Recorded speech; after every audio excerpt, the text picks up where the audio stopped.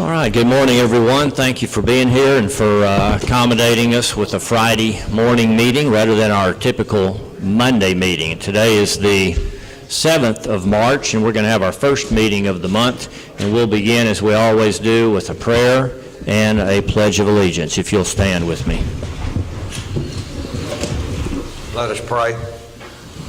Dear Heavenly Father, thank you for this day and all your many blessings. And dear Heavenly Father, we ask you to be with this court today, and as we make decisions, may we always make the decisions for the best for the people of this county. And dear Heavenly Father, thank you for the wonderful rains that we've had these last few weeks. It's such a blessing. We realize just how important water is sometimes when we don't get those wonderful rains. And dear Heavenly Father, we ask you to be with our men and women that are overseas serving, and we ask you to bring them home safely. We ask you to be with the leaders of this state and the leaders of our nation. Always be with them and guide them, dear Heavenly Father. Just always be with us, guide us, and protect us. In Jesus Christ's name we pray. Amen. Amen. I pledge allegiance to the flag of the United States of America and to the republic for which it stands, one nation under God, indivisible, with liberty and justice for all.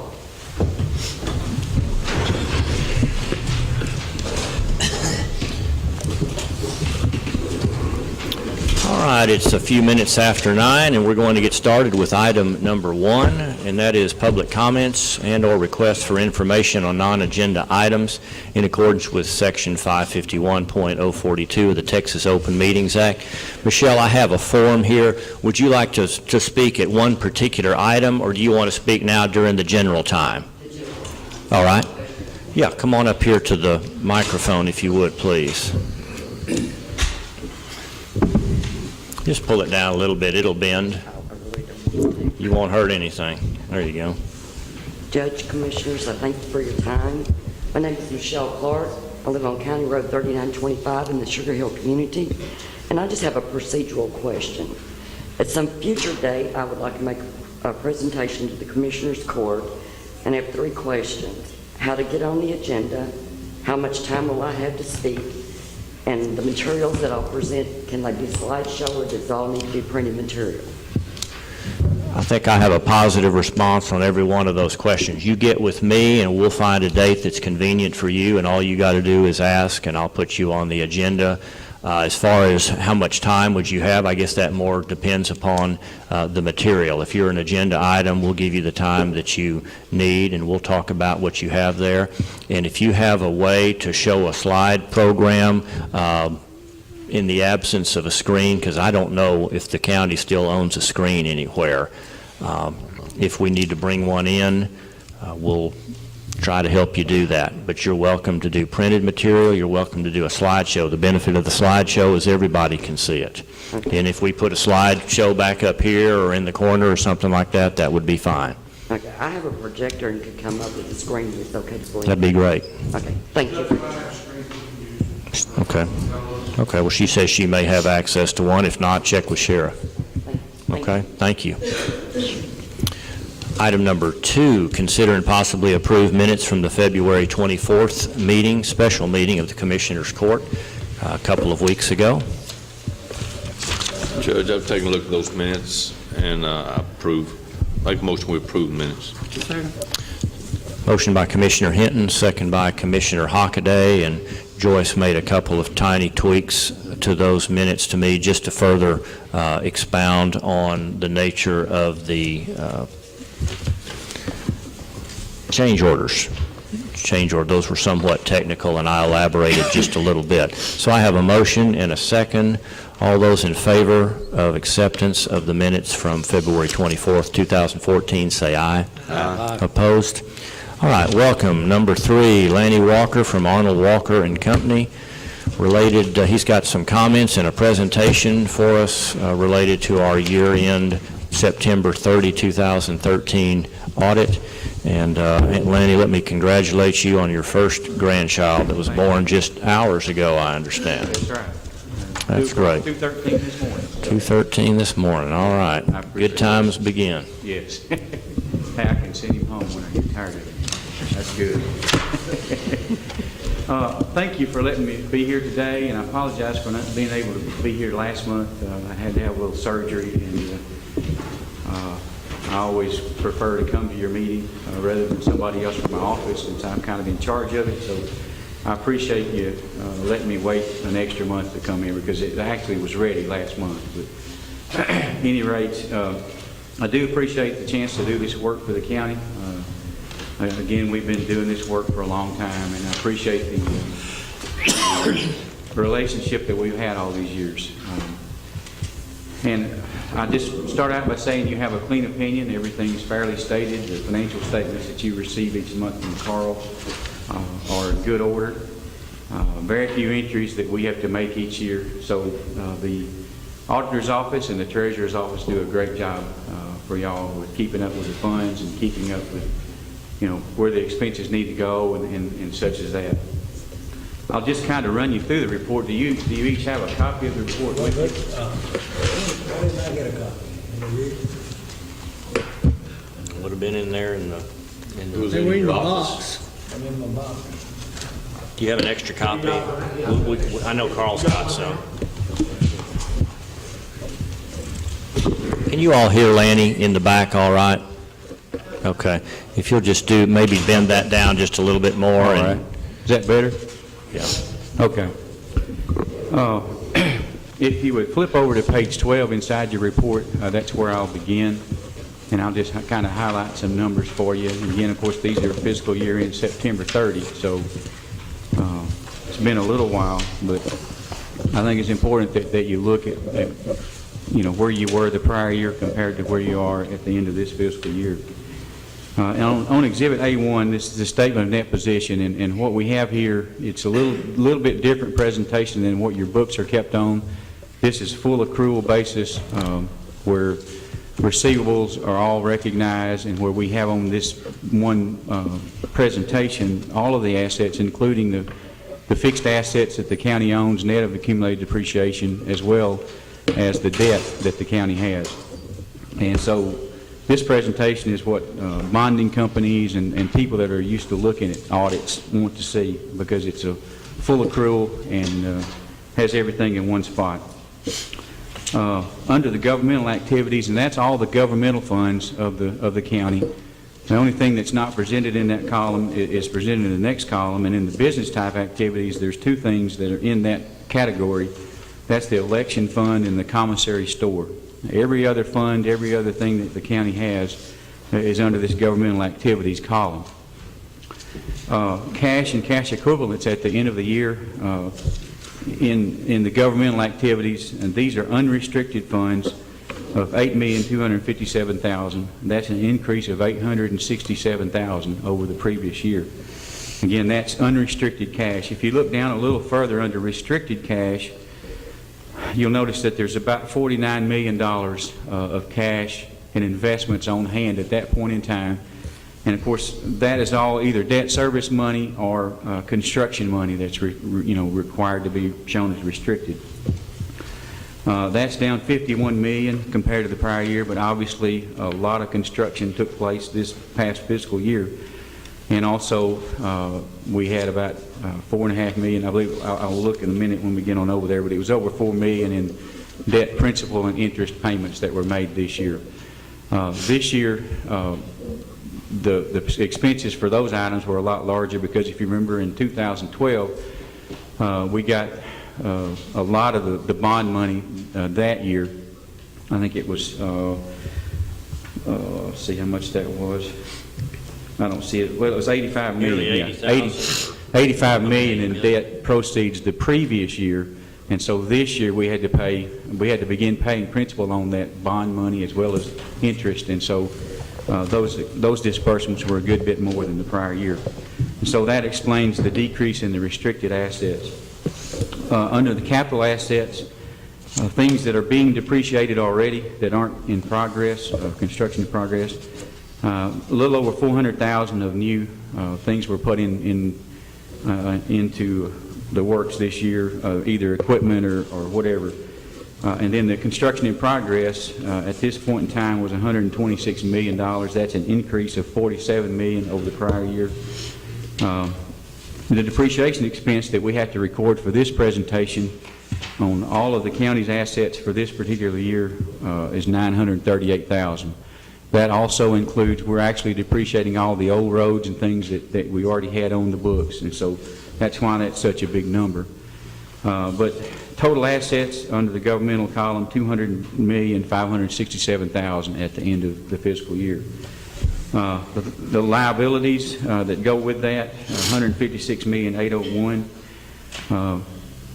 Again, accounts payable are pretty large. There was $4.2 million due on the loop construction project at that particular point in time. Say that one more time. That's one thing that caught my eye. That accounts payable figure was quite large when I know our typical day-to-day payables is, Right.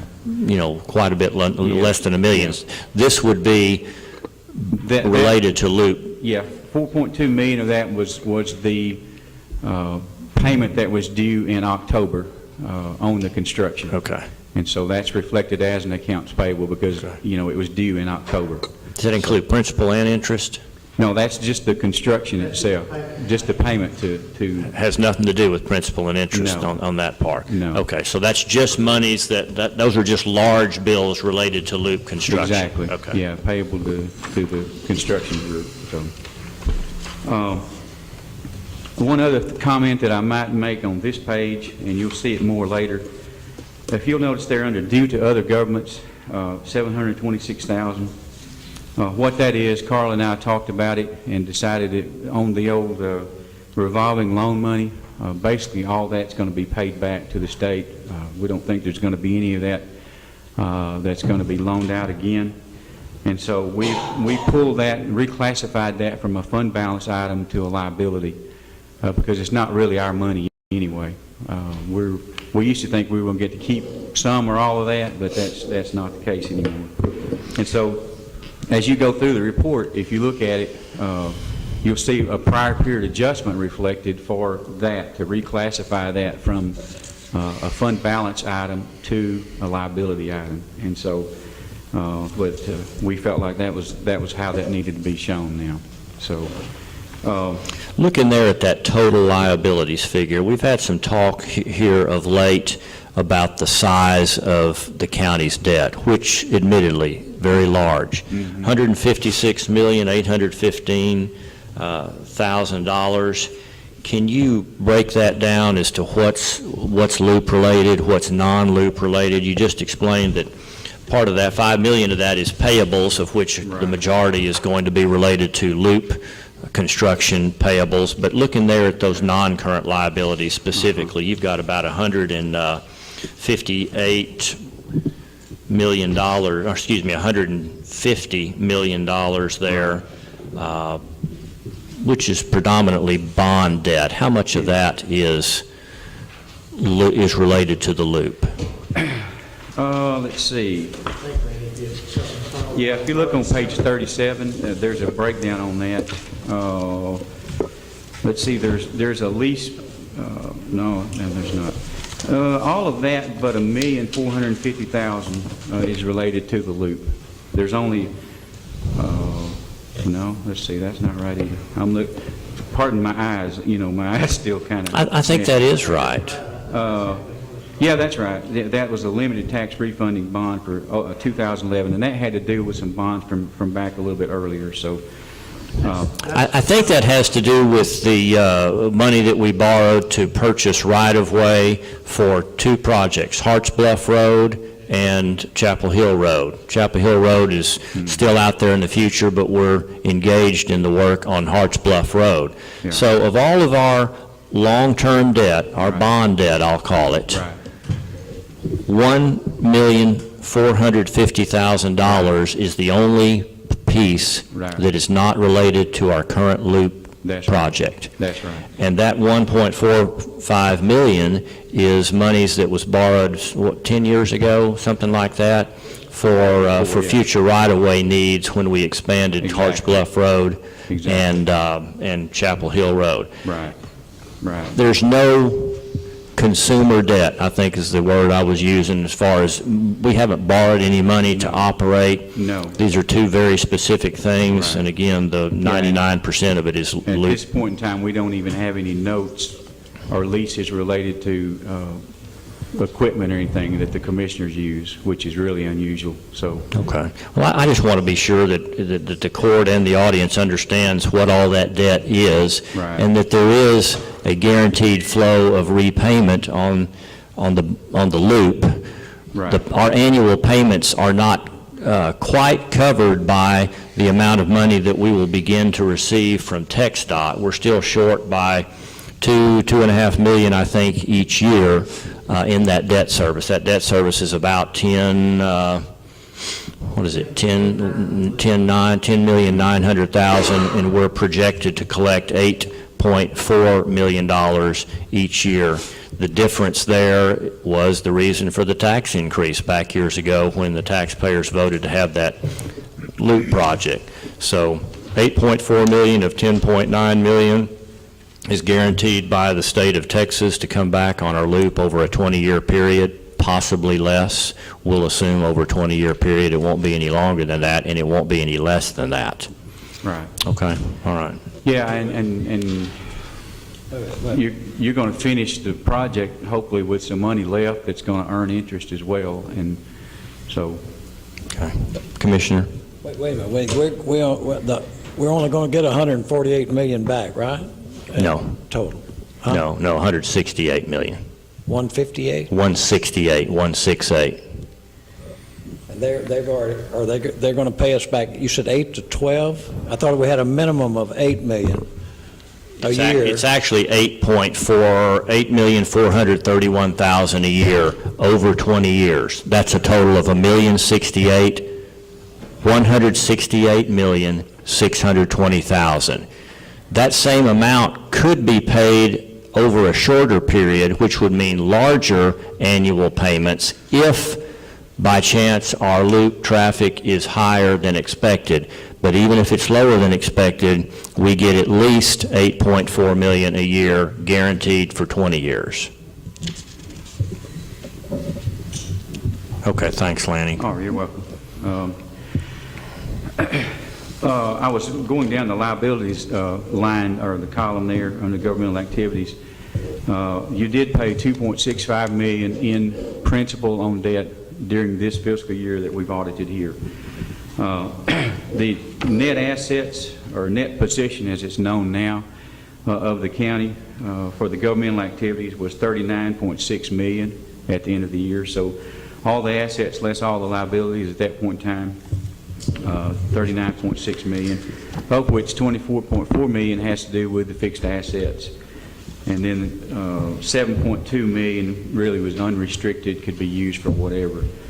Under the business type activities, again, that's the election fund and the commissary store, $102,000 in there. That was actually down about $18,000 compared to the prior year. I believe there was more money transferred out of the commissary store to the sheriff's commissary fund. That was the main difference there. If you look at the next page. Before you go on, explain why those two are in that column. Well, those two. They're treated like businesses Right. because on the election fund, we charge the city or the school districts or people for having the election, so it's treated almost like a business. And we don't get anywhere near all of our expenses covered by the elections. But you do put money. Commissary fund is where you sell items to the prisoners in the jail and you make a profit on that. And that money has to stay in the jail, but Right.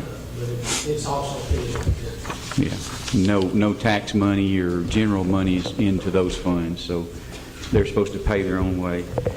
On the next page,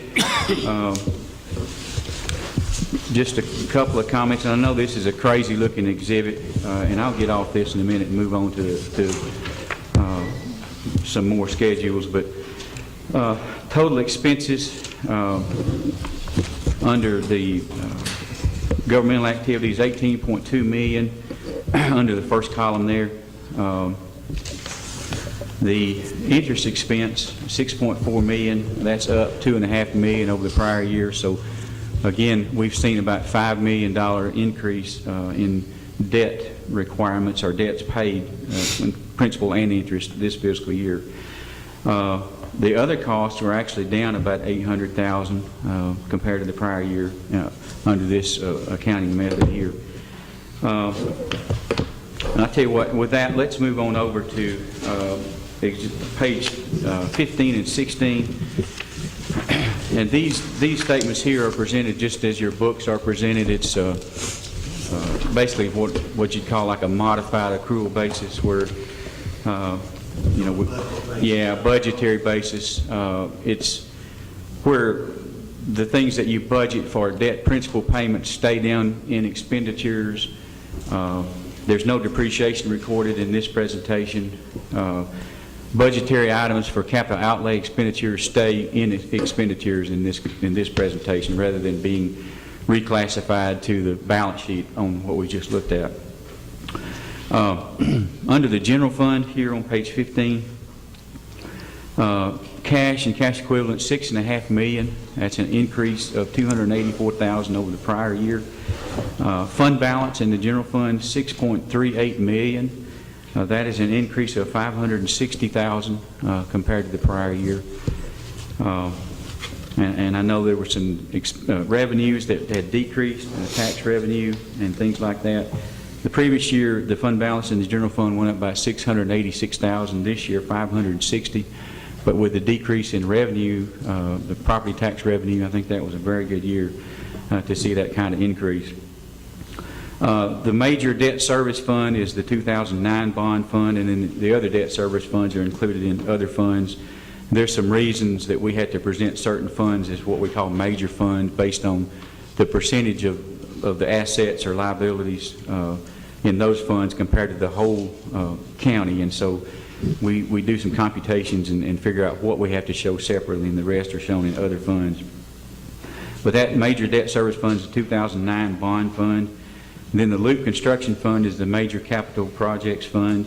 At the end of the year, there was $40,443 left in cash in that fund, $36 million in fund balance. And again, we've already spoken about the accounts payable there, $4.2 million that was due to the contractors on the construction at that point. Other funds have a fund balance of $6,670,000. That is actually down about $372,000 as far as from expenses over revenue. The capital projects fund there in that column under the other funds, $3.8 million in fund balance. That's down to $99,000. Included in that is the 2004 right-of-way capital projects fund, and there was a good bit of right-of-way acquisition that was done in this fiscal year, so that's why that was down. The long-term debt in this other funds, $1,637,000 in fund balance. That was actually up $175,000. And then the other reported in special revenue funds, $1.2 million. That's down about $1 million. And there's a couple of explanations for that. One is, again, the Texas Capital Fund, or that revolving loan money, where we've reclassified that to a liability. And then the other, I guess, bigger change than any other funds were the road and bridge funds. The fund balance in those funds was down $283,000, but we've still got good fund balances there. Part of the reason for that decrease was, again, tax revenue being down about $120,000 that went into those funds. And then there was just a little bit more money spent than the prior year. There was more road work done. Precinct 4, I know, transferred $100,000 to the 2004 right-of-way project. Precinct 1, I know, bought some equipment for $97,000 and paid cash for it. So that's really the reason those funds are down. If you look on page 18. Before you go on that, Yes. not for now, but later on. Carl, pull that mic up, would you? On this presentation here, this is the condensed version. All these funds are separately stated back further, like page 50.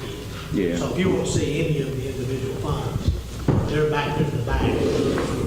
Actually, it starts on page 42, and then goes about 10 or 12 pages there. So F1 and F2 are the where you can see what makes up these other funds. But obviously, we couldn't put all those funds on, well, I guess we could, because we've got a gazillion funds back there all on one fund. But anyway, this is how it's to be presented. While you're still on the balance sheet, this loop project really makes these financials tough to look at because it skews your assets and your liabilities and your expenses. A couple of years from now, how will these balance sheets look? Right now, you've got a lot of money in construction in progress, and you've got a lot of money that is debt.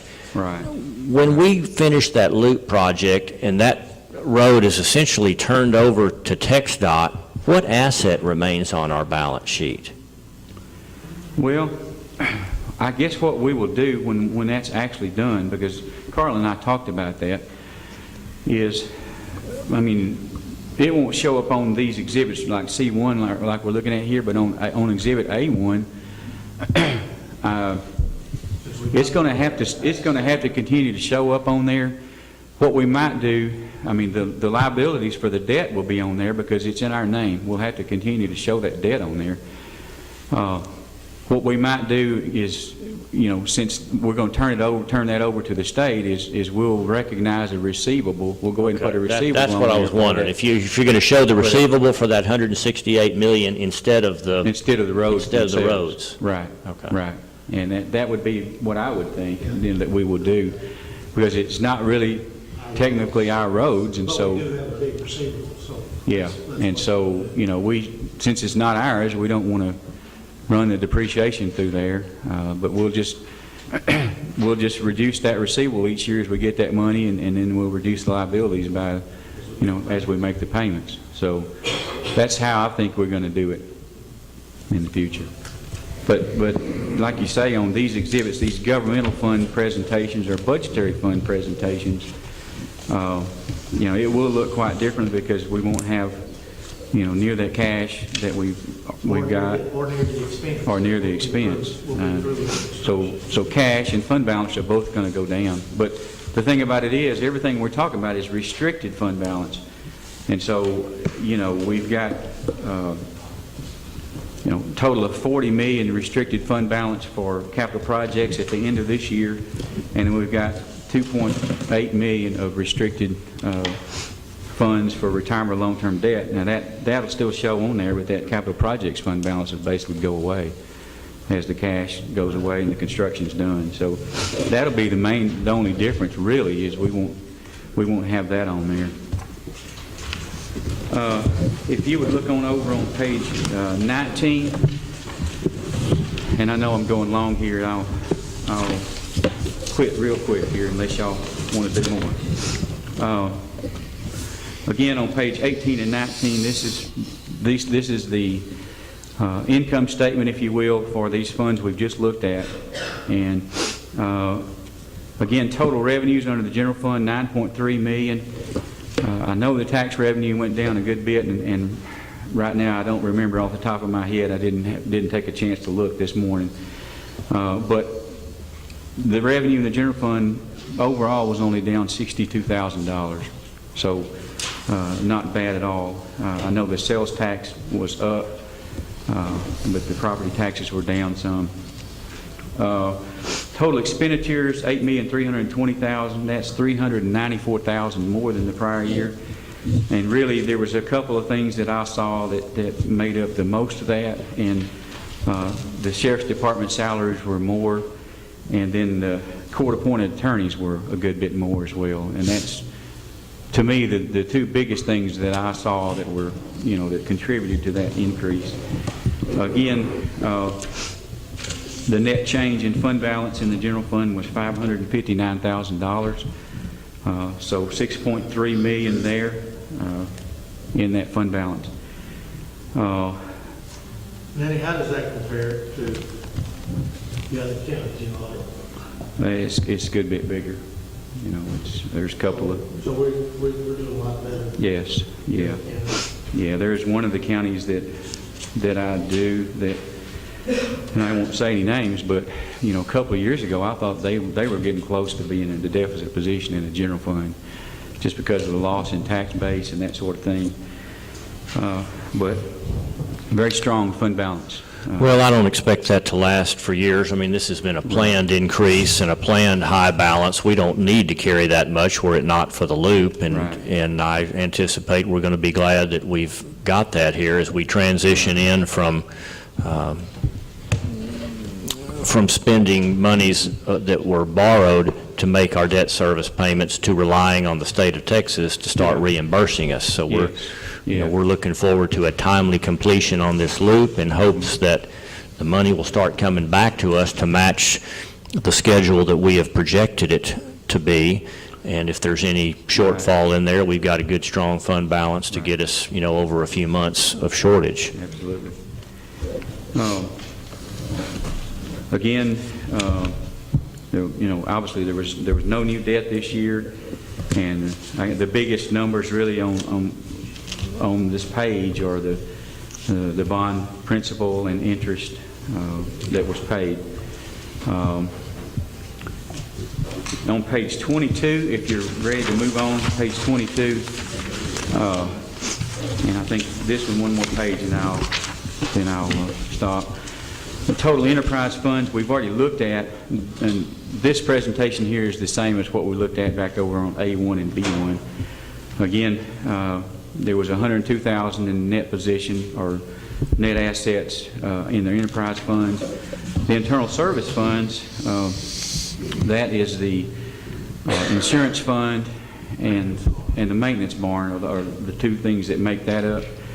And you'll notice that we had a net position in there at the bottom of that page, $826,000. That's up $633,000 over the previous year.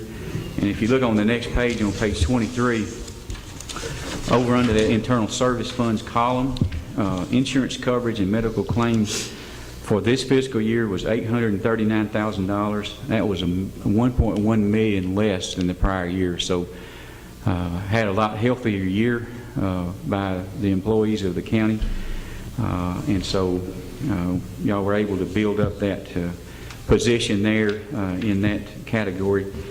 It went up by $638,000. And so with you being self-funded like you are, pretty much, you know, I'm glad to see that y'all got to build that up this year and add some more money to that category, because you never know, you know, how much your expenses are going to be from year to year. And with that, I'll open y'all any questions you might have. I'll try to answer. You answered my questions, commissioners. On page 38, Okay. Pull your mic over there a little bit, Commissioner. page would you? 38 is changes in long-term debt. And it's got these are questions. Yes, sir. This annual requirements to amortize bonded debt and certificates of obligation due September 30th, 2013 follows. Right. Then you got 2014, principal $2,590,000, and then interest $6,373,000, total requirements $8,876,000. Right. Now, is that, are those the debts that we're going to have to pay each year if I read this thing? Yes, sir, that's right. So that's about $8 million. And then it goes on down, they give you a 5-year graph, but it's $54,000. It's about $6 or $7 million Right. in interest and principal. The requirements we've got to have to pay back. Now, in theory, we'll get back $8 million a year from the state. Right. And now, is all of this for the loop? All of this page for the loop? No other? No, we just talked about that a little bit ago. There's $1,450,000 that's not the loop. There is in Yes, sir. this Yes, sir. bond. Yes, sir. What is it for? It's for the Hearts Club and the Chaplain. Oh, we had that much in it? Well, we really borrowed more than that. I think we built the borrow 2.1, but we've been paying on it. Three. We borrowed 3. We've been paying on it since 2004. Oh, okay. It pays off in 2019. But the asset related to that has been earning interest because you borrowed that money years ago. You got over three and a half million. There's 3.8 million. $3.8 million is available for right-of-way and utility relocation on those two projects. But we only owe $1.5 million on that money. And it'll be paid off in 2019. But it is part of your INS through 2019. It's about. And the reason we did that early back then was TxDOT was gonna go ahead and let those bids on that, and then that's when they hit their, didn't have the money to do it, and they put it off and put it off. Yeah, there's, Well, I think if I remember right, Thomas, they told us that if we showed we already had the money available for right-of-way, they would put the project at the top of their list. Well, it got put up there and then put back down and put up and put back down. Because Austin didn't send them the money. We're not going to spend but about $1 million on the Harts Bluff, right? The right-of-way was a couple of Yeah, hundred, maybe. 300,000, and the utilities is going to be about, I'd say 600, so about $1 million, huh? It's not over the 400 if they send us, but, you know, if there's, yes, but then we've still got the Chapel Hill Road. Yeah. And, you know, they gave us projections when we borrowed the money back in 2004, but I don't know how accurate those projections are going to be if they don't get into the project till 2018 or something. but there is 3.8 million sitting there at the end of this year. 3.8, It's yes. earning interest every year. It can only be used for that project. So And unfortunately, I think it was way underestimated. At that time, when they borrowed that money for right-of-way, they were not anticipating relocation of utility costs. We've just seen that big, huge $400,000 bill for Tri-Water. That was nowhere in those projections. So when it comes time to do the do the Chapel Hill Road, we may find that we don't have adequate monies to do that. That'll be an issue we've got to deal with whenever they're ready to consider funding of that project. We'll have to move a pump station out there. Well, that's a lot bigger project because of my understanding, they're going to widen that road all the way. 49. To the school.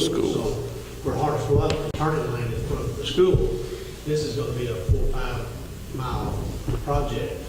But they do the project, we just have to buy the right of way. Okay, the question is, though, the $227 million obligation until 2034, Right. and we'll get paid $168 million, you say, $8 million a year at least, minimum. And then the rest of that, so that should release somewhere, will it reduce our obligation, or our cost, or our budget, or our operating? Our part of the obligation is roughly $2.5 million a year every year for the 20 years. And when the bond issue was passed, that's what was told everybody, is that we would try to keep, based on the appraised values in 2005, we knew how much money we were going to need, and it would be about an 8.5 cent increase to about 12.5 cents. Now, our property tax values presently have gone down with the aluminum deal. They may go back up. But right now, our rate's about 14 cents. So it ended up being a You little mean- higher than I thought it was going to be, but it's Wait a minute. the amount of cash tax collected is the same. You're talking about the rate of tax increase. Right. To cover What we it. have to pay is $2.5 million a year, based on those calculations of what the city's going to pay and what we're going to pay. I gave you. $2.5 million a year, it's got $6 million for interest for Yeah. 2014, and Yeah. $2 million for that. But the state is putting 8.4 of that, and we're putting 2.5. Oh, not now. No, they will be starting in 15. Right now, the principal part of that is being paid out of when they borrowed the money on the fund, the bonds. They included capitalized interest in those figures. They planned that the payment was going to have to be made out of that money for the first 2 or 3 years until the project is finished. So the money's in the construction project, and we've been using it as required as we go along. I'm sorry. My question is, though, still, will our taxes go down when we get $8 million a year? No. No, I don't, I think it's be the same. Be the pretty same. much. Should stay the same. It will stay the same till the bonds are paid off. Then by law, it has to, right now, we're looking at 14 cents a year. It Just will to go pay for down- the bonds, it will go down a little bit after 19 when the 2004 bonds were paid off, but it won't go down very much. Now, That's 2034 before you get those paid off. 20, yes, right. Now, here's the other deal that does come into play. If your valuations change, you are still obligated to pay $2.5 million a year. Whatever tax rate has to be set, basically, it's a formula. You take your valuation times your rate to get your money. We have to have $2.5 million. If the valuation changes, the rate will have to change because you have to pay $2.5 million on the bond. That will. You don't The bond have to payments- about that either. The bond payments are fixed. Also, if the valuations go up, Go up, then you go. then the rate will go down. And over 20 years, hopefully your valuations will go up. One thing I didn't get to finish saying, whether it's 20 years, and as the judge talked about a while ago, if the rate, the automobiles, I think it was around 35,000. If it goes to 40,000, instead of taking 20 years, it may be 17 years because you Well, increase. we'll get to collect the money line, but depending on how the bonds were written, you may not pay. May not bonds, can pay 'em off. But you'll have the money. To pay passed. off. Right, and you'll be able to lower your rate at that point because you'll be collecting more money from the state, so you won't have to put the $2.5 million.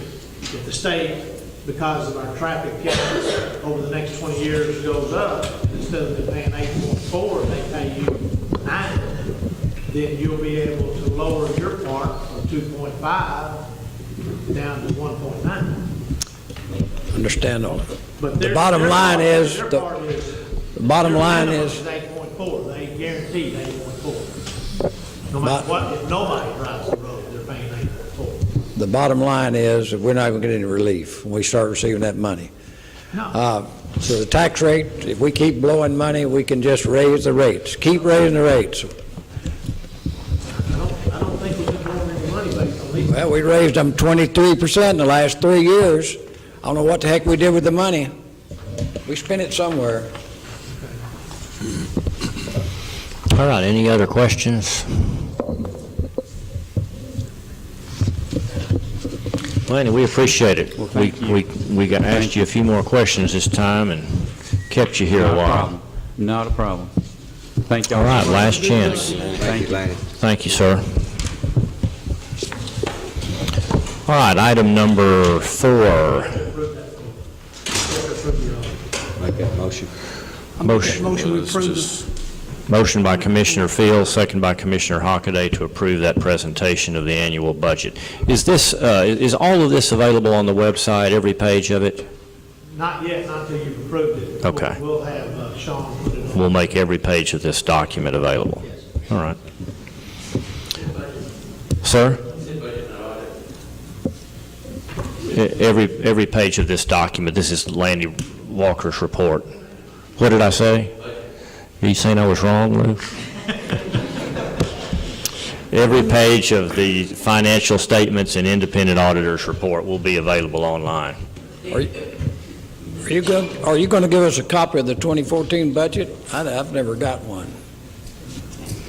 You know, Carolyn's bringing up a point here. All I have here really is the presentation. I don't have the approval of this report, so I want to take a couple more weeks and do this right. I just had the presentation on here. Thank you, Carolyn. You will have to approve the report. We will approve that. I'll rescind my motion. All right, noted. If you'll make a note, help me remember to put that back on there. Okay, would you go get James? Did James here? Okay, there he is. Item number 4, consider and possibly approve the purchase of 20 computers for our annual replacement inventory. As you'll recall, 2 years ago, we began the process of identifying approximately 20 computers that we would replace out of our total county count of about 120 computers, anticipating an effective life of 5 to 6 years on these machines. Last summer, we bought another 20. We bought 22 years ago, and now we are looking at the prospect of making this year's annual replacement purchase. And Sean had a meeting, Sean Bryant with Cabro had a meeting yesterday with the IT committee, and James, I've asked James to be here to tell us what their recommendation was. Sean continues to recommend buying the Windows 7 machines as opposed to Windows 8 in anticipation that Windows 9, which is a year to 18 months away, will be more appropriate for us. And so I have some dollar figures here that I've given you on this page. But James, if you'll come and tell us what the IT committee discussed yesterday and any recommendations. I'm assuming you're going to recommend that we get these, but I don't know that, and what else was discussed that we might want to know about. Our recommendation from our meeting yesterday was to replace the 20 computers that we do. We did an inventory, and about 17, maybe 18 of them needed to be replaced. So when we do replace them, those will be replaced with the ones that, if you all decide to replace them. And we should have 2 to 3 of those left. But the county will be in good shape after we replace these for a pretty good while. So our recommendation is to replace the 20 that we do every year. Okay. Commissioner Riddle? Didn't we do that a couple of months ago? We moved up the date for this year's replacement? That was When in, they wanted to get it the was in Windows July. 7. It was in July of last year. Back in June. July, yeah. June. Was that about, I thought we moved that up for the 2014 20 replacements that we had planned. Well, we've been buying 20. We've bought 20 in each of the last 2 budget years, and we have not bought any in this year's budget year. That's true. But I thought that when we said we'll move them up because he wanted to get to Windows 7, we'll buy them now instead of waiting for the 2014. Is that right, Carl? But we had available money in the budget, and so is this an earlier than expected? Probably a few months earlier than expected. Yes. But he can still get these Windows 7 machines, but he doesn't expect them to be available very much longer. I mean, every day he's concerned that he'll not be able to buy any more of those.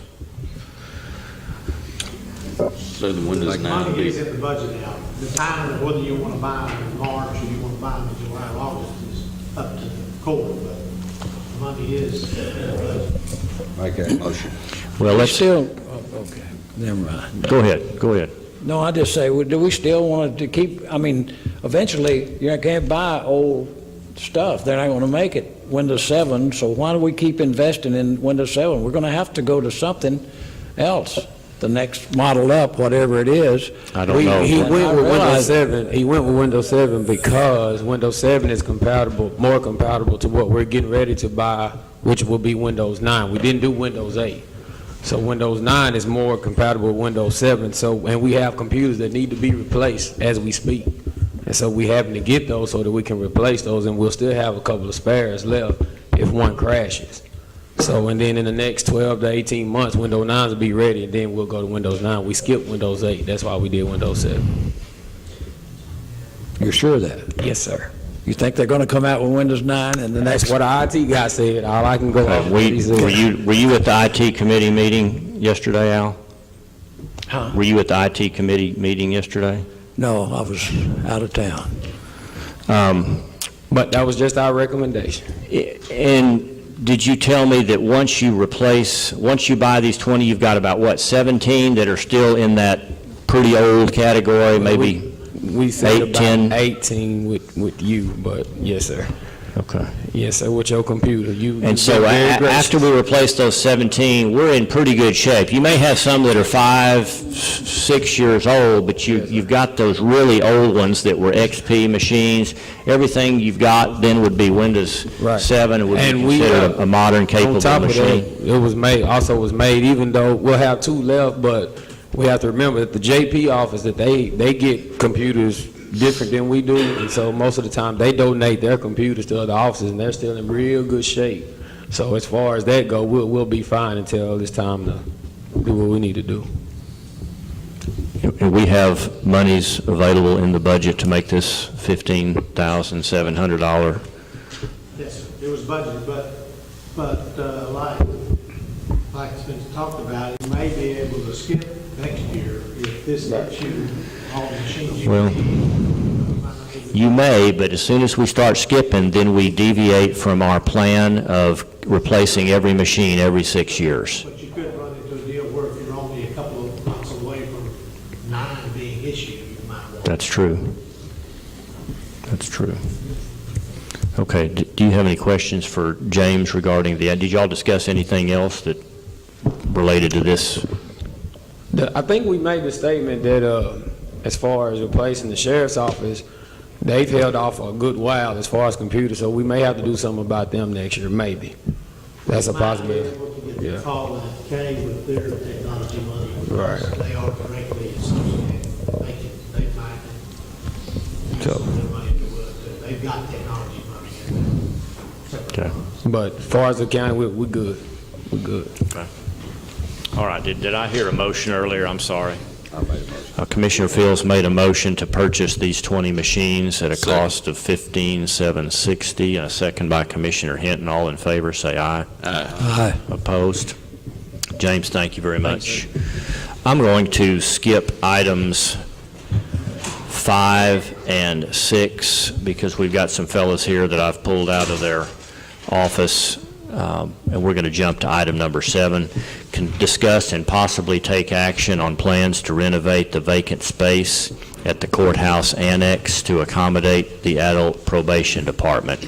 And I'm just going to say up front, I would prefer that we not take any action on this. This is an important high-dollar decision here, and I want you guys to have a couple of weeks to think on this, to take a look at the numbers and the floor plans that Chris has put together, to talk to anybody in adult probation that you would like to, and to consider if you make a decision to remodel that vacant annex space. By doing that, are you automatically committing yourself to further annex expenditures with courthouse and, with courtroom expenses? Chris, as I understand it, this is a standalone project and could be done by itself without obligating us to any further work over there, so I want to make that clear. But nonetheless, even though I had put possibly take action on here, I'm going to ask that you all be willing to sit on this for a couple of weeks, and also give our audience a chance to think on this and make any comments on this issue next Monday, 2.5 weeks from now.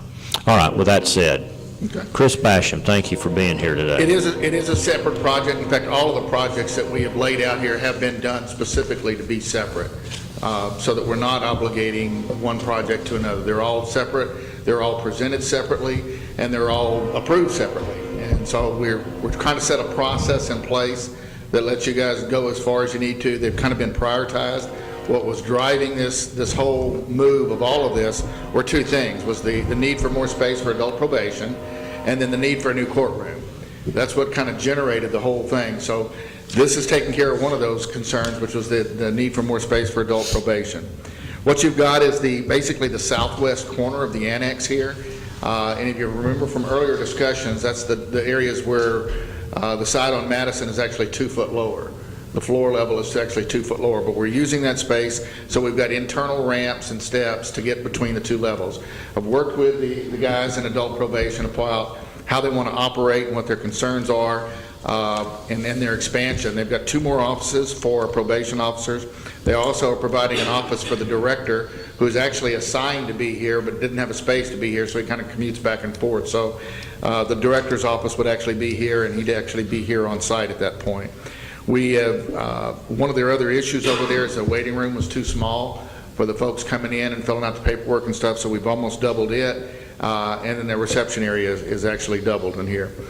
They're going from about 1,500 square feet where they are now to about 2,800 square feet to accommodate the new items.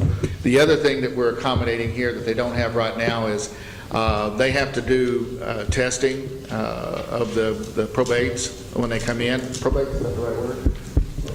probationers, there we go, the probationers. So we're actually giving them a separate restroom, a private restroom within their space where they can do their testing for the probationers. Let's see.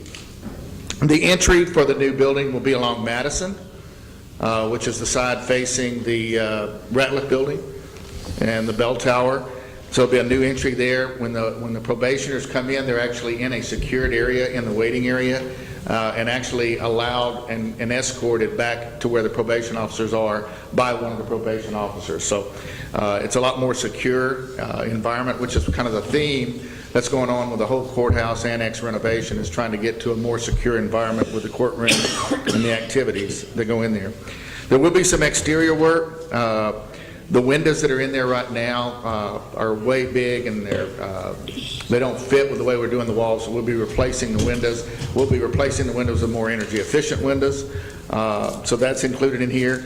We will also be replacing the awning that's kind of leaning down on the outside right now. That'll be coming off with this demolition project that starts next week. And so we will be replacing the awning with something that's more historically referenced. I met with the Main Street Committee and Main Street members yesterday, and we talked through this whole project, so they're on board with it.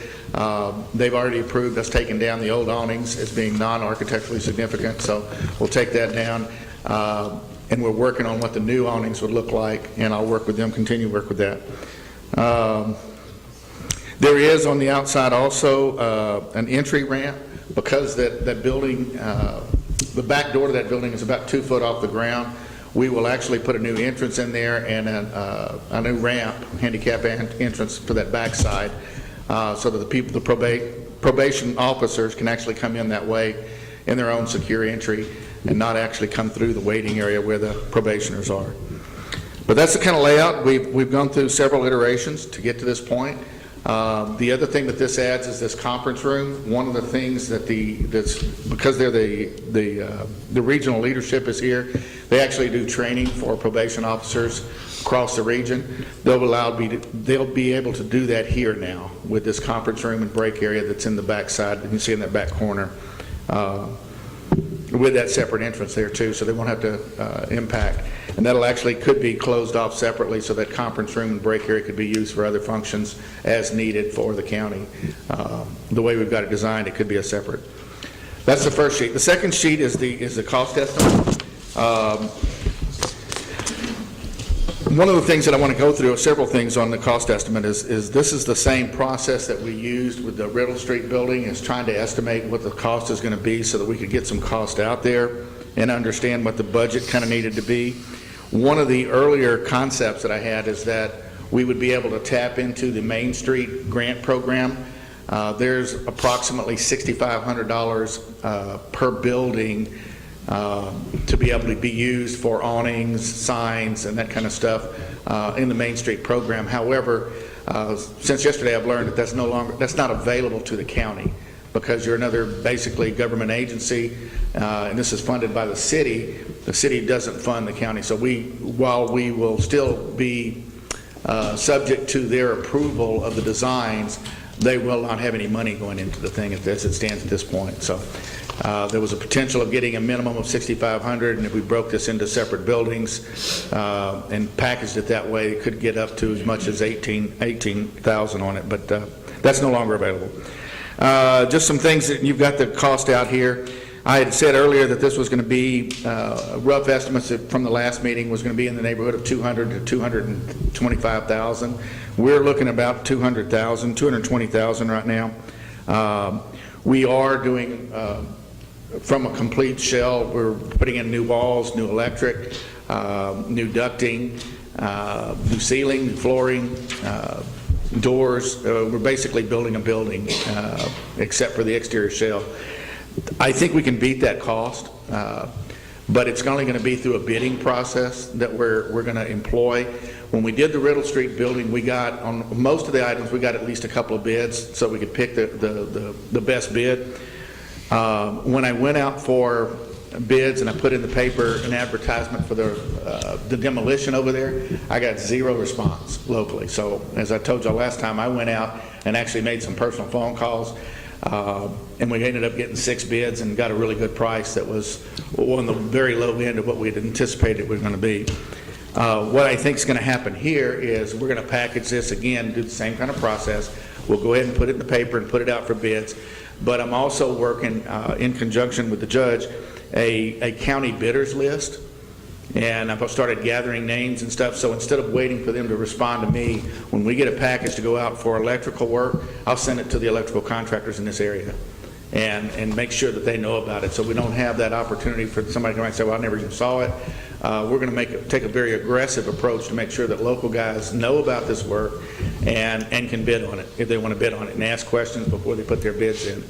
The other opportunity that we have here, and I understand that the county used to do this, is offer a local preference pricing. In other words, we put it out for bids and I get somebody from Tyler or Dallas that wants to bid on it in their low bid. Ideally, we give it to the low bidder. But if we really have a local preference thought process here, we could give them 5 to 10%. I understand in the past it may have been 10%. I would probably stay with 5%. That means that if a local bidder bids on a project and he's less than 5% above the low bid, we could go ahead and award to a low bidder. I mean, go ahead and award to a local guy over the low bidder because he was within 5%. I would recommend we do that, but if we do that, I need to advertise it that way so that it's all legal, that we're not going to necessarily give it to the low bidder unless he's more than 5% lower than a local guy. And again, that's up to you, your guys' approval to do that. I can manage that process, and I can manage it with getting the bids out there. And I'd really like to do that because I think we've got some good contractors here local. I've learned a whole lot about them with the Riddle Street project, who's out there and how big they are and what their capacities are. Some of these guys do really good work, but they can't handle bigger projects. So this will help us all understand what's best to be used. In the building over there, the demolition starts next week. We are retaining the existing air conditioning units that are over there. There's 3 units over there. 2 of them are relatively new. And so we're going to keep those. In fact, the newer one that's in the dentist office, the WIT building, is probably going to end up being moved and used for adult probation. So we'll move it over there. It's big enough to be used for that. So we won't have that cost of rebuying a new air conditioning unit. We will reduct, though, for the new layouts. Electrical, we also, the AEP is taking out the meters over there. So if somebody loses power over there, it's, we think we've got it contained, that we're taking out 4 of the 5 meters on that side of the building. We're leaving one in, so we got some temporary power for the demolition guys and the guys that'll come in and do the construction. But we're going to reuse the existing panel over there too. It's a relatively new square D panel over there, and we're going to reuse that, and that'll save significant dollars on reusing it. I'm going to ask the demolition contractors to also save the sub panels that we pull out over there. There's several of those that are still new, and we can use them, They have no need for them, and they'll just be chunking them if they pull them out. So I'm going to have them keep them for us, and if we can use them, we can use them. Let's see. There is also on the exterior an idea of a green wall. It's a couple $1,000s that we've got put in there, but I wanted to explain one of the things that the Main Street Committee did when they heard about the potential renovations on the annex in the south side is they ran it by the state preservation architect. And so I have some ideas and concepts that I'd be perfectly willing to share with you at any time, what the state architect kind of suggested for the front side of that building on the annex, the north face. And one of the things that he recommended with all those aggregate panels that are there from the old bank building is a green wall, basically setting it up so that you could actually have plants and stuff growing up that wall. It's a good idea, and it's an inexpensive way to change the look without rebuilding the wall. You basically put it on the outside of the wall. I'd like to repeat that same concept on the back side of the adult probation where we're putting the ramp, because if you've ever looked back there, it's a pretty ugly sight. I mean, you've got conduits falling down. We need to eventually take it all and clean all that up too. And this would be part of that process to do that. It's still live, although I'd take it out right now. But I'll wait until we get to the next project if we don't do that to clean that up. So Where would your green wall be? On that west wall it'd be on the south wall. only? for this particular part. And then the other. Facing Guarantee Bank only. Facing Nothing Guarantee on the Bank. street side, nothing on the front. I can do it on the street side too. I mean, No, I'm that's- just asking, that's what I just was trying. Right now, I'm doing trying it to there picture because that. I've actually got dirt. I can get down to the ground. If you do a green wall, I got to be able to get into the earth. And instead of taking out sidewalks and stuff, we do it on that backside, clean that up, and actually have it growing up from the ground up there and cover up that wall. And doing that. I've also added on here an additive bid item, and I put it as an additive bid item because I didn't have it in the earlier estimates. As we start breaking out the projects, one of the concerns that I have is on that Madison Street side, the road, you've got a handicap ramp right on that corner there. The road actually, the curb cuts back in and goes to like a 4-foot sidewalk along the Madison Street. And then you've got some plastic traffic markers that keep people from doing what looks to be an old parallel parking area.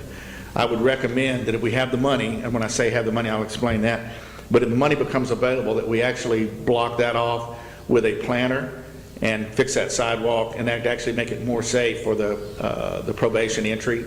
Instead of cars coming down south on Madison, you know, anybody's ever veered over, but the possibility's there, and those little plastic stakes won't stop anything. So I would recommend we build a high curb and do a planter there. It'll make the place look better. It'll make it safer. I've estimated at about $12,000, and what I would recommend we do here is, just as we did in the Riddle Street project, and just as a recap, I just gave Carl yesterday the recap of all of it. We had originally, y'all approved about $90,000, and we're coming in about 86. So we were able to make those savings. I was hoping to get more, but we were able to make those savings because we actually bid out the process, and we got some bids, and we got to make sure we got the lower. I'd see that same thing here, and I would think that the possibility is here that I could make up to $12,000 with this bidding process and actually pick up this additive bid item and still stay under the $220,000. So just some thoughts that goes in here. One of the processes that we've been using, that we use in Riddle, that works is using, basically let me be the construction manager for the county, being the county's agent to actually secure the bids, to approve the bids, to work with the contractors, and then you guys end up paying the sub bids on the projects. That's the way we did it on the Riddle Street. That's the way we were able to do the savings. What normally happens is if you go with the normal process that everybody's used to, which is what's called bid build, you'd have to pay an architect to do the complete design package with drawings and specifications. Then you bid it out, and then you get your contractors would come in with a lump sum price, and they would do the construction management themselves, and you'd still have somebody kind of overlooking their work. The savings to the county in doing it the way that we're proposing it here is when a contractor or general contractor goes out and gets prices, and he may have told you that it's $20,000 for the electrical work. Well, when he gets the project, he goes out and rebids it again, and it's called buying it out. And if he gets 3 prices from 3 electrical contractors, and he told you that it was going to cost $20,000 in his bid, and he gets it for $15,000, he keeps the $5,000. And what this process allows that we're doing, the same thing we did on Riddle Street, is if we save the $5,000 in the low bids, the county gets to keep it. It doesn't go to the general contractor. So it's a little different process. The federal government is doing this. The state government is starting to do it. I don't think you guys have done it other than what we did on Riddle Street, but just kind of making sure that everybody understands that it's basically returning the money back to the county. And with somebody like myself acting as your agent, I'm not putting the money in my pocket. It's basically coming back to you guys. If I was a general contractor, it'd be staying in my pocket. So that's how we're planning on doing this right now. We'll break it into packages, and so these numbers will be recapped as to like carpentry work, electrical. There'll be electrical bid. There'll be a mechanical bid. There'll be a concrete bid. There'll probably be a window bid. There'll be an awning bid. And we'll break all of those out. We'll get bids on all of that, and we'll share all of that with the court and with the community, so everybody kind of sees. It's what we call in the federal government, they call it open book. Everybody gets to see everything, and so it's above board. Everybody gets to see the prices, and I think that's it for right now. I mean, if there are any questions, one of the things that'll happen with the construction management effort too is picking colors. Picking the exact finishes and stuff, and the detailing of the woodwork. That process, I've still got to sit with these guys, and I don't know what their favorite colors are. We'll turn them into interior designers here. But that's kind of the project right now. So what I'm asking you guys to consider is approving a budget of $220,000 with the flexibility to let me manage it and send it out for bids, share the bids with you, and then also return all the savings that we get under that 220 back to the county versus doing this as a bid build type process. I got a question over on Madison. Do you not have to go through the tech dot to do anything on those curbs out there? We will probably have to get their approval, yes. Yeah, because that's a state highway. Correct. You have to get all that Correct. through tech dot. Well, and on Riddle Street, my mistake on Riddle Street is we went through the building inspection and got all that stuff done. I didn't realize that the city streets were a different inspector than the building inspector, and we started doing some curb work, and we had to go back and redo that. Luckily enough, we had plenty of money covered on it, and it was just a small amount, but we had to redo those curbs and get the city to inspect it. But that went fine. But it'd be the same process with the state on that. So we'd actually have to put the drawings together, send them to the state, and that's another reason this is an additive bid item, is because it's a little different process than the rest of it. It's going to take a little longer to do it with the state than it was with the city too. So what I'll end up doing is actually going ahead and designing this and sending it for state approval.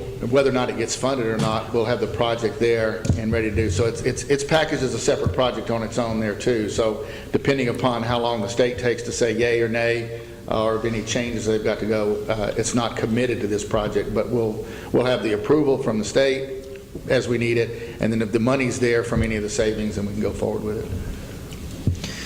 Do you think you know enough about that building before they do the demo to not think that there's going to be anything you didn't anticipate that would cost more? I mean, they yanked out a lot of stuff when they did that asbestos removal, but when they did the asbestos removal, they revealed a whole lot of stuff. In fact, that's been incorporated into the design. The top of your drawing there, that hole where all those offices are, will actually be brick. We're going back to the original brick.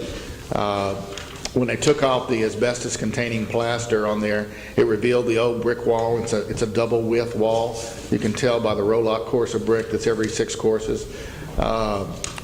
There also, it looks like there used to be some old gas lanterns or something in there, like it might have been a parking lot or something.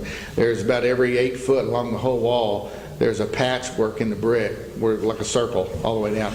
I don't think I can figure out, maybe there's some old gas lights in there or something, but the other curious thing that we found over there as we revealed when we took out the floor was that the old foundation, and this comes back from the 30s and 40s, they didn't pour a solid slab.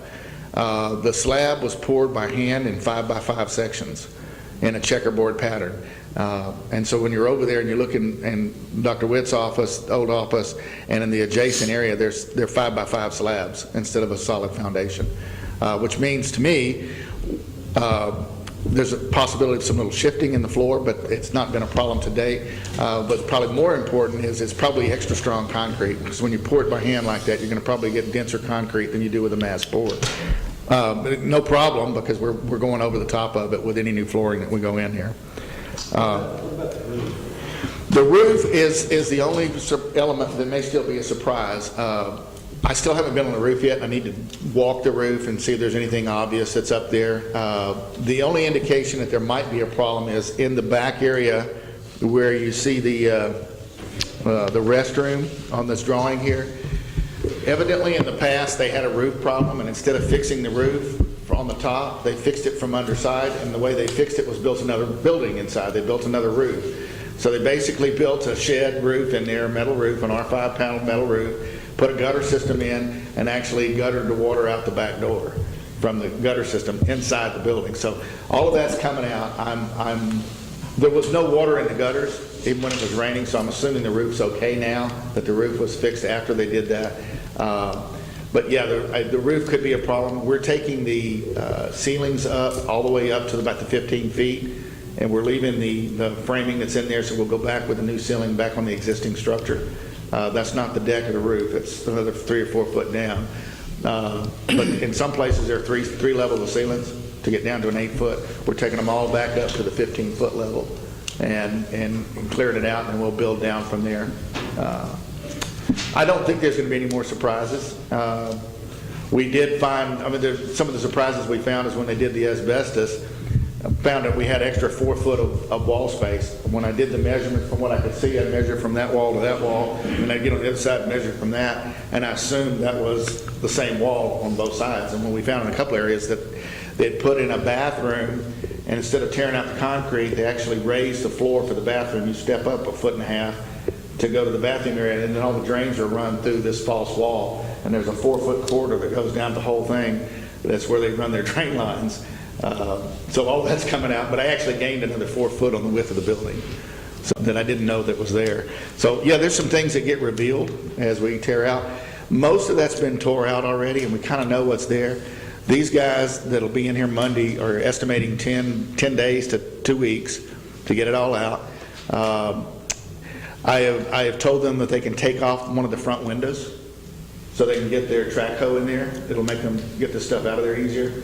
And then what we're going to have them do is build back a mock-up of what the front of that building would be in that hole once they're done, until we get ready to do something there. So it'll kind of be a preview for the public of what that window wall may look like in the future, because we'll just do a mock-up to fill it back in after they take out that glass. All that glass has got to come out anyway. It's all single glazed.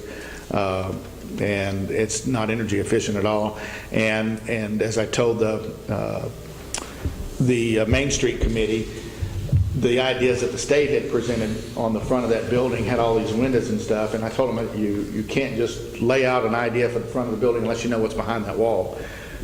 So where they had windows and stuff, where it's like, for example, it would be a courtroom, and so it'll have to be a solid wall. It won't be a window wall as the state architect had drawn. He didn't know what was behind the wall.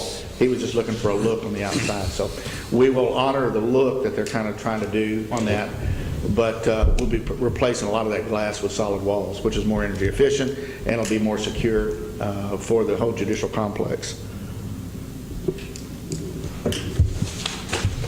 Any other Questions for Chris? I've also got a couple of gentlemen from adult probation that are going to speak for a moment, so if you think of something after they speak, you can come back and ask Chris. Go ahead, Commissioner. One question.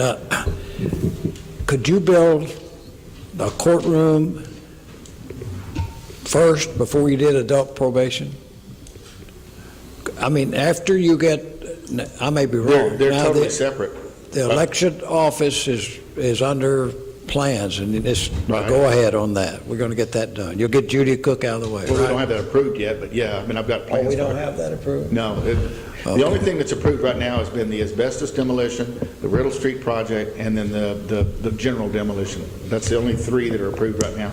The next project would probably be the adult probation, the elections administration, and one of the things that I don't want to bring, I mean, we don't need to discuss now, but the idea I just thought about is we can save some money instead of doing the elections administration as 2 phases, is if we wait till he does the runoff, is actually, once adult probation is done, move Leonard and his crew to where adult probation currently is and just do that building all at once. But that's another thought and another project. The courtroom, Al, is dependent upon moving tax and registration office. Right. And To the that's election. dependent on the Ratliff building getting done, so. So I guess our priority was to get another courtroom and better security when all this started. So that's what we really need.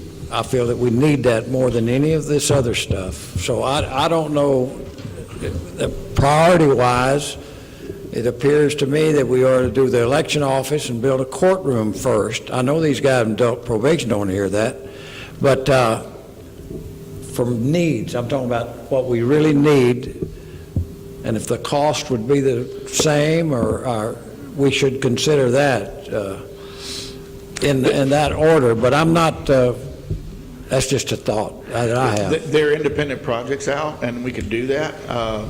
The reason this one was put up first is because it's available right now.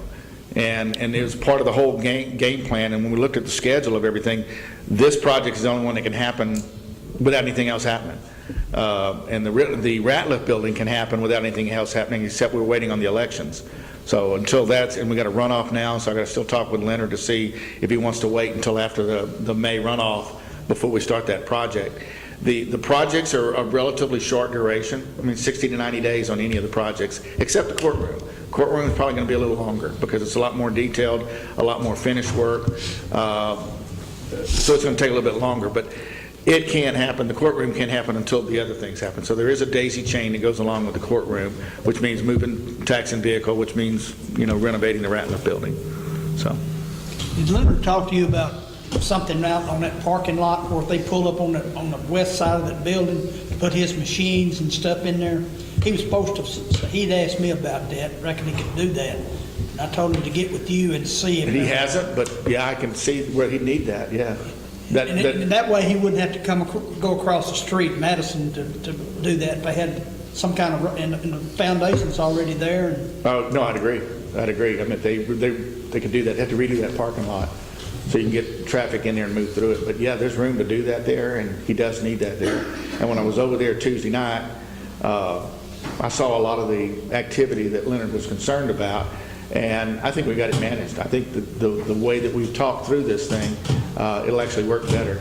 The biggest problem over there is that little thin hallway, and that's getting widened by 2 feet, so that'll help, and that becomes holding area right now. You can't even pass each other in the hallway right now, so especially when you're coming in with all their red boxes of the boats and everything, people are walking all over each other, so that'll help part of it. And then the way we've got it set up, where we talked about where the waiting area for tax and vehicle registration is actually used on election night for the Democratic and Republican Party, that's going to work really well too. So, if you'll remember to talk to him about that, because I think that'd be a good idea, that they wouldn't have to wag those things back and forth. And okay. They can just go out their door.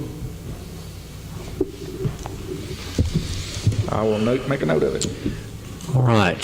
I have with us also John Kelly and Gilbert Oliveros, gentlemen who would like to speak first. They're just here. They're going to talk to you about, their perspective as, from adult probation. Thank you. Thank you for giving us this opportunity. If it's okay with you guys, Gilbert's got some copies of a letter that I actually wrote to the commissioners, to the Commissioner Court, regarding this relocation. And for my presentation, it'll be to your benefit if I just read this letter, because I'm kind of like a Baptist preacher. When I start talking, I chase rabbits, and this little 2-minute presentation might turn into a 30. So bear with me. I'm going to have to have my glasses. And if you'll just do the best you can to speak into that mic so that everybody in the back can hear, and we've got you on the video as well. All right. Sirs, I commend you and thank you for your service to the county. You have been most understanding and supportive of the needs of the community and to the needs of the court. Your proactive nature was demonstrated to me personally in 2010. At the time, we were supervising 1,128 probationers, of which 497 were direct reports. Direct cases are the cases that the officer supervises personally throughout the term. The other 631 are considered indirect cases that are being supervised for Titus County in other counties or states. The Titus County officer still keeps records, and he's responsible for seeing that the indirect case successfully completes his or her term. The state suggests that a manageable direct caseload that a probation officer can effectively supervise is between 75 and 100. In 2010, we had 3 officers, and our average caseload was 166 cases per officer. That's direct cases. I went before you and asked for another office so I could employ a 4th officer. And not only had you already decided to give us the Veteran Services office across the hall, but you told me we could also have the office near the restrooms if needed. And even more surprising, you enlightened me to the fact that you were considering plans to relocate the whole department into the election administration. I commend you on your foresight. That's in not a letter, but just I commend you for being so proactive and stepping forward on this. Understandably, that plan was put on hold due to unexpected financial burdens at the time. However, in April 2010, the Veteran Service Office was relocated, and we hired another officer and moved into that office across the hall. Our average direct caseload then dropped to 124 cases per officer. Subsequently, in January 2011, I hired a 5th probation officer and started utilizing the office near the restroom. Our direct caseload average then dropped to 99 cases per officer. Again, I thank you for your gracious time and attention toward my department. Now, I beg your indulgence to go a big step further. Although the 2 extra offices helped us obtain a more manageable direct caseload average, we still have some issues. Our current direct caseload average is 110 per officer, and statistics show that growth is imminent. We have no more room for expansion in the courthouse, and we have a chaotic situation during reporting periods and court days. Probationers are going and coming across and down the hall. The hall is disorderly while the public is coming and going, taking care of personal business. Security could be compromised as the public is forced into harm's way. Noise and litter are the norm instead of the exception in the sacred halls of the courthouse. Parking space becomes a rare commodity during those times. Drug testing currently is being performed in the public restroom, which can be an awkward experience for anyone. Sirs, I strongly request that you approve floor plans drawn up by Mr. Basham that would provide the probation department ample space to operate for many years. It would remove a growing security risk from the courthouse, would basically solve the periodic parking space problems, and would help the Titus County Courthouse become an even friendlier beacon to the community. Sincerely, John Kelly. Thank you, John. I appreciate it. Questions for Mr. Kelly?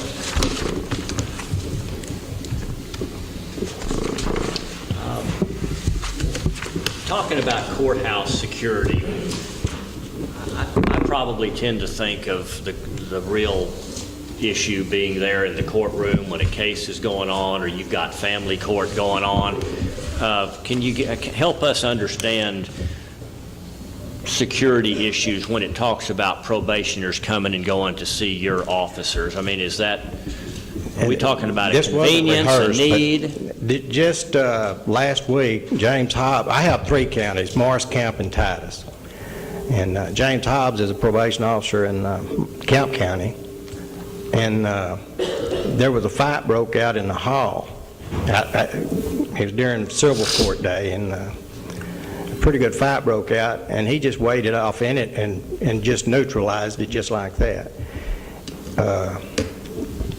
I know there's a lot goes on in the courtroom, but they say, yes, sir, Your Honor, and they'll go out, and that's where the fight starts. My office is on the west side of the Morris County Courthouse, and those people that come out of that courtroom, and that's where they go out there and do their fussing and fighting. I know they do it in the courtroom too, but it's actually really expands when they get outside and start one-on-one with each other. If we had this centralized location, the way Mr. Basham's got it drawn up, probationers won't even get to a courtroom. They'll all be coming in the west door, and they won't ever leave our area. There's a good-sized waiting room for them to sit and wait while they waiting to be seen by their officer. Would have room for 6 offices now. If I got the money, I could hire a 6th officer right now, but we got room to expand to 9. So we're good for many, many years to keep them away from here and open this up to what it's meant to be. Get them in the courtroom, get them out. Taxpayers, whatever, coming through and registering or whatever they're having to do for their personal business won't be bumping into them out here in the hall. They won't clog up the hall. They'll come in here for this one and go straight across the street if they get on probation to us, and they're there until they're through. Thank you. Anybody? Gilbert, did you want to say a word? No, sir. All right. Thank you. Okay, I guess that's the end of our presentation. Anybody want to Make a motion, table this. Al's brought up some ideas here for you to consider.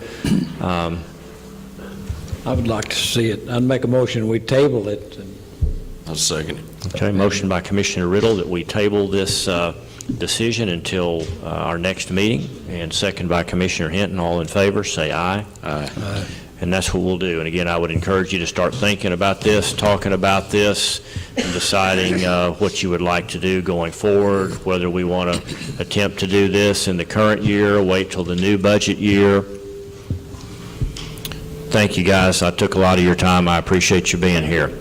Let's go back to item number 5. Consider and possibly take action regarding a property and workers' comp insurance consultant in light of Bill Preston's retirement. He's announced to us he's going to be going home to the house instead of continuing to do what he's been doing. He's given us plenty of notice. We don't have to make a quick decision here, but I wanted you to give me some guidance if you want me to find somebody to replace Bill, if we want to put this position out for bids locally so that we have somebody in place as we get close to year end when we do need to make some decisions on work comp and on property coverage. And I think these coverages begin are these calendar year or aren't these October 1 policies? Okay. But we do all our approvals in the summer. Yeah, so this is coming up quicker than you think. I want to put it out for bids, and not just for here, but just put it out. Specifically Bill's position or bid the insurance coverage? Remember, Bill provided us a service of soliciting bids and telling us the difference in policies and prices and coverages. Don't they? That's what we're talking about, filling his position from what he did. Right, and so when you said putting out for bids, you talking about putting his position out, and I just want to make sure I understood you. That's all right. And I second that motion. Okay. It's not really bids. It's a Request for proposal. Yeah. These guys are professionals, so you don't have to take the lowest price. Okay. But you gotta pretty well know about both all these. Oh, yeah. You can't just somebody bid on it or give us a quote on it. Preston, but he's running his. Yeah. What do you call it? Proposals? Yeah, request for proposal. RFP. And then you make your decision based on the credentials as well as the price. You don't have to take the low bid. You consider, and I think we've got a lot of very capable insurance people in a very close area. We may not have to go to Henderson for this one. It does mean that if they're going to take this position, they That's correct. the insurance. That's right. That's right. All right, then I'll, if you've put that in the form of a motion, Commissioner Hockaday has made a motion that we would put this position that Mr. Preston filled previously out for proposal. I have a second by Commissioner Riddle. All in favor, say aye. Aye. Opposed? And there is none. Item number 6, consider and possibly approve the payment of a pauper's funeral for Sherilyn Jackson. We had a situation come up where there are no friends, no family locally for Miss Jackson, unfortunately. Make a motion, we pay. Motion by Commissioner Fields and second by Commissioner Hinton. And I believe this one is being handled by Toomey Mortuary, and they're the ones that made the application. So I have a motion and a second. All in favor, say aye. Aye. All right, item number 8, discuss the status of the Winfield Volunteer Fire Department. I just wanted you to be aware of a meeting that I had with Chief McRae. As you'll recall, about 6 months ago, the volunteer fire department there in Winfield was struggling with some, just needing more folks that would participate, and I believe it was Mr. Rosewell stepped up and agreed to take over that position as the chief. Mr. Rosewell, or Chief Rosewell, resigned his position last Sunday, and I believe we have a female that has taken that role, Samantha Miller. And I had sent her an email. Perhaps she did not get it. I was hoping maybe she could tell us what's going on, but they're having a hard time getting membership there in Winfield. We don't want to lose this department. We want to help in any way we can. Other volunteer fire departments have offered some assistance. In fact, they've even joined the Winfield Fire Department in hopes of getting getting some more participation. But the bottom line is Chief McRae is concerned about the long-term viability of the Winfield Volunteer Fire Department, and I didn't want you to not know that that was going on. And anything that you can do to give us ideas as to what direction to go in the absence of that department, I don't know what the answer would be. I don't know if that area would be absorbed by other volunteer fire departments. I just don't know. Never have had to deal with this. But there's no action item here, but I wanted you to be aware of that. And perhaps we can have Chief Samantha Miller, come and visit with us at the next meeting. Any comments or questions? I talked to Jerry just a little bit, and he brought up I thought was a very good idea. and you could actually either run it off on a sheet of paper and go by each home and leave it, but just inviting people to come to the fire department and get to know the fire department and get to know who's there, and kind of educate people a little bit, because I think there's some good people there that would love to be involved. They just don't really know what to do. So this is something I think we can get with Fire Chief Miller and kind of talk to them about that. But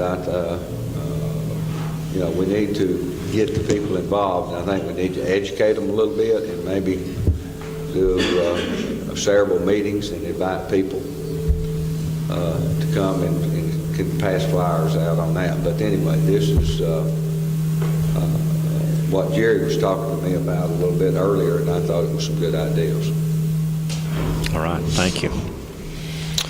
All right, item number 9, consider and possibly approve the submission of notarized annual road reports to county clerk and the grand jury as per the requirements of TxDOT. I thought we were done with our application for the grant, and all we are doing here is just following the letter of the law, and that is to make sure we have notarized annual road reports, and you got that taken care of in the past week.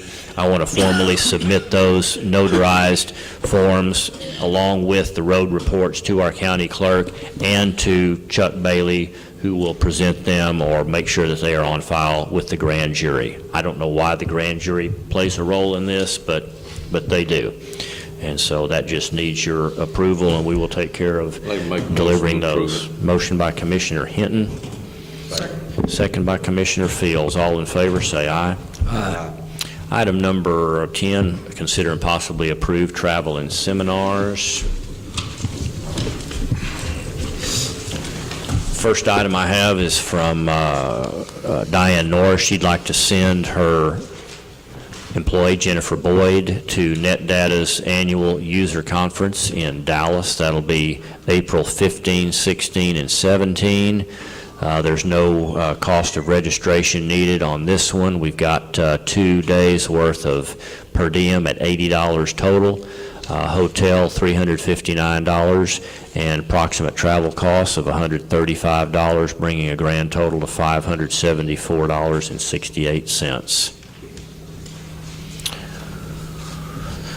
Sheriff Ingram has presented a request to send Joy Hodges and Robin, is that pronounced Bosek? Okay, to SAFVIC, Safe Vic for telecommunications professionals. These are our dispatchers. This training would be held at University of Texas at Arlington on the 10th of April. There's no registration costs. We've got 2 half-day per diems at $20 each. We're taking a county vehicle and paying for some county fuel. So we've got $40 plus fuel to send Joy and Robin Ann to dispatcher training. Next request comes from John Mark Coburn's office to send his investigator, Paul Lindsay, to DWI updates and training in Greenville, Texas. Looks like we're sending Chris Frazier and John Mark Coburn. All 3 of these are asking to attend this DWI updates and training. And this will be again in Greenville on the 11th of April. No registration costs. We've got a half day of per diem for each. We're going to take they're carpooling, and John Mark Coburn will be driving, it looks like.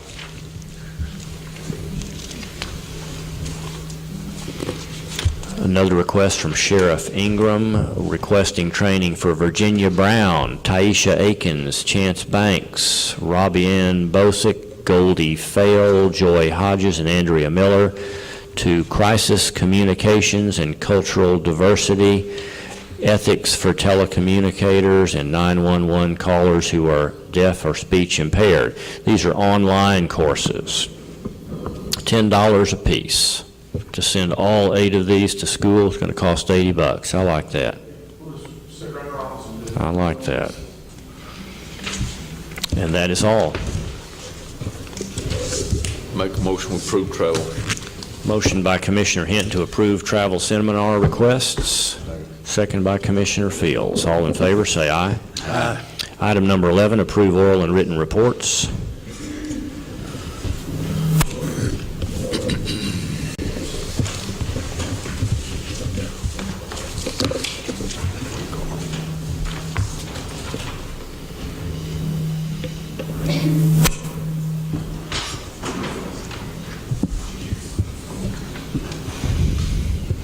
Thanks, Chief. Y'all have a nice day.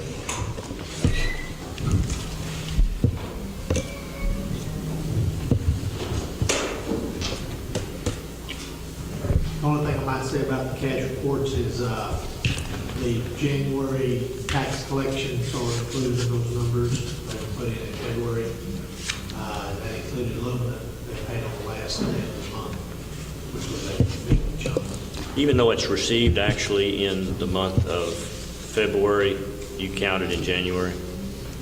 Well, I think Judy said she actually got the check on the 4th of February, but I had her turn around and she deposited the money into the county before the end of February, so it's in my cash. It's been transferred from her holding account to the cash account through the treasurer's office.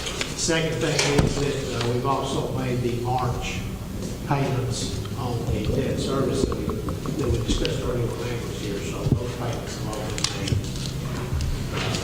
for March. They're paid the last day of February, they're due March 1st. They're paid the last day of February.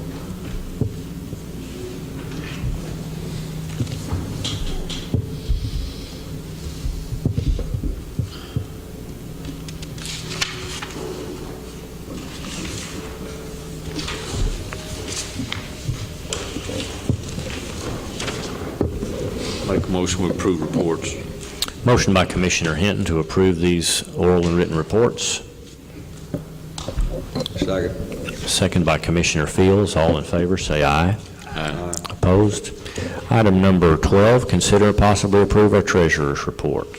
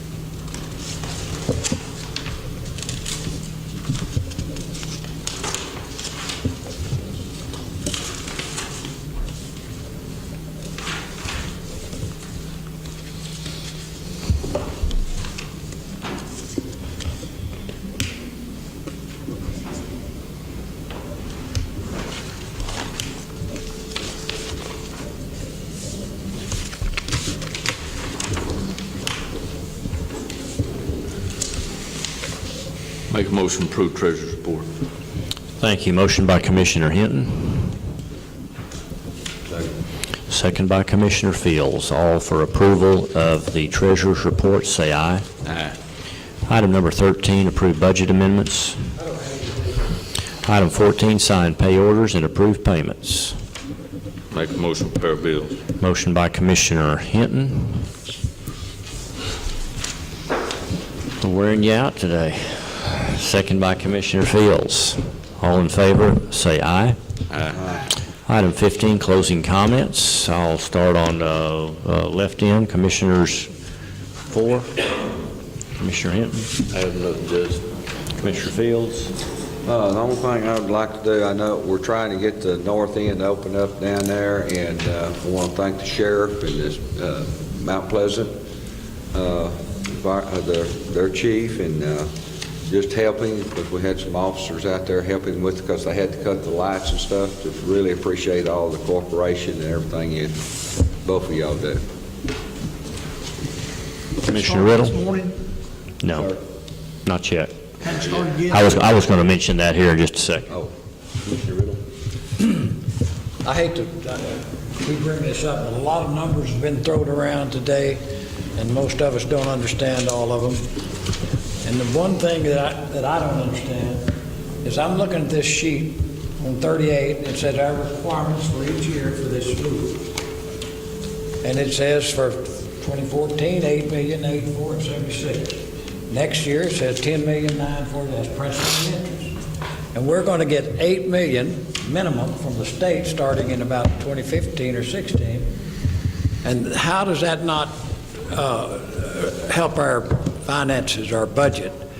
Well, You don't take it off. I mean, is it you just collect less money and you could still pay our bills? Or no, here's how it works, Commissioner. When the payments started, when the principal payments started having to be made, I think last year, the first 3 years of money besides our $2.5–3 million that we're putting in, the part that in the future will be paid by the state, the $8.4 million, was paid by monies included in the bond proceeds. When they came up with the amount of money to borrow, they said we're going to need this much money for the construction, but we also know that we're going to have the bonds are going to start being paid before the construction is finished. So we've included, I believe it was $13.1 million that was included in those borrowed funds, that this is to help you make those bond payments until the state kicks in.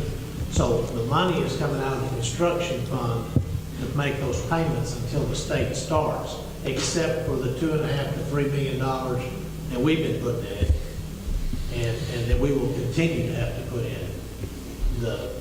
Starting next year, hopefully by March of 15, possibly as late as September of 15, the state is going to start making their semi-annual payments, which is supposed to be $4.2 million roughly, because they're putting in $8.4 million for the year.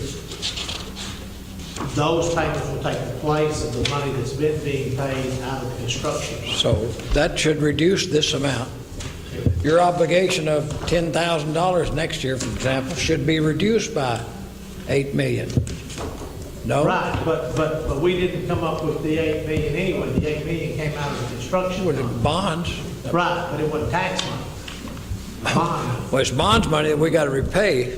That's true. We're paying it with tax money, but it was the money borrowed for the project.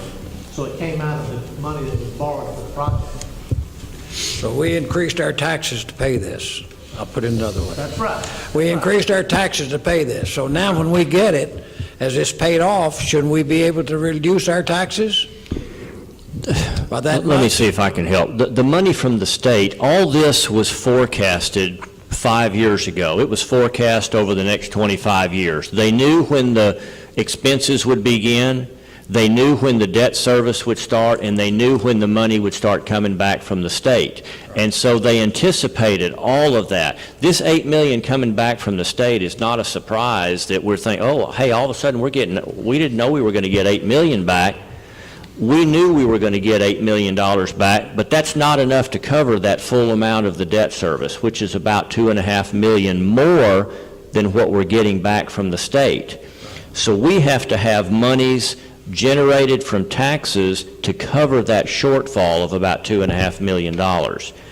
We didn't raise the taxes in order to cover a $10 million annual debt service.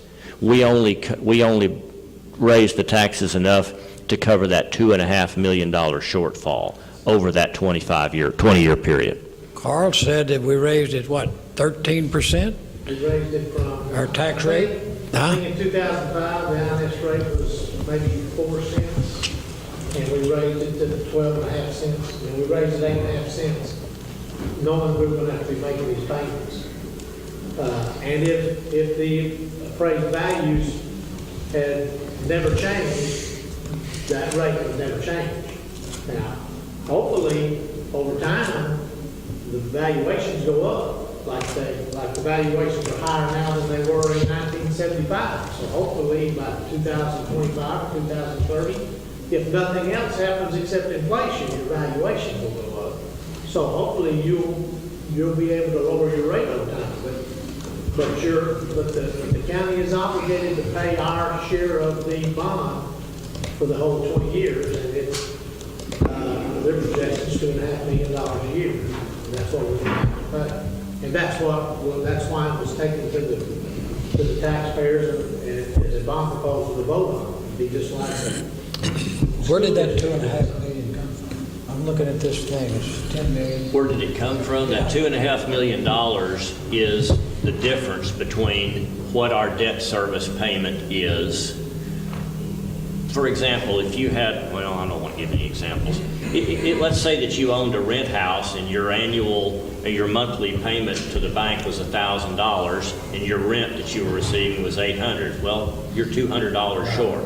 Well, here we've got a $10 million, 10.9, what is it? $10.9 million annual debt service related to the loop bonds. Right. But the state is only paying us $8.4 million. So there's a $2.5 million completely planned, no surprises difference there. I understand. And it does come from tax revenue. And it is the INS rate that this year is 14.01 cents. That's where that money comes from to make our portion of the payment. And it'll be there for the next 20 years. And it says plainly, required $8,876 this year. We're not going to get anything back this year. Next year, it says $10,946. That's to make my house payments with. But we'll get $8 million back if we get 2015. So that covers the $2.5 million you're talking about, I suppose. If we're paying $10 million on our house and we get back $8 million from the state. If we have to pay the other $2 million. Yeah. So our obligation is not going to be $10 million when we get this, start receiving this money. It's going to be $2,500,000. Well, but accounting-wise, and that's what Laney was talking about, we're going to show, because the bond's in our name, even though the state's paying it, we're going to show the bond and we're going to make the payments and the state's going to pay us, so we're going to pick that up as revenue every year.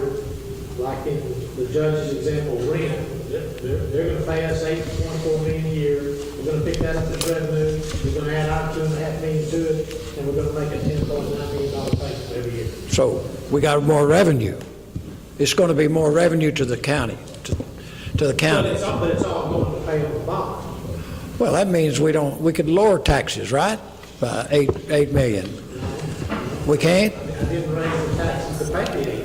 Somebody raised them. Well, can we have this discussion later on in a smaller setting? I've got an 11 o'clock conference call on a matter, and I didn't mean to cut you off, but it is not simple to understand, and I don't mean to demean anybody. It's kind of complicated, and I've had the advantage of being able to look at this stuff for a couple of years, but it warrants, and any of you guys that want some further explanation from Carl or from me, I'll be glad to sit down with you and try to make some sense of all this stuff. But you're right, it's not easy. It's not we easy. set in from the very get-go when Well, the point is that we throw a lot of numbers around, and then simply most of us are work for a living, and we're not accountants and stuff. That's And so that's a fair statement. And I think that we should explain it to the taxpayers putting out this money every month, the best, simplest terms that we possibly can. That's my point.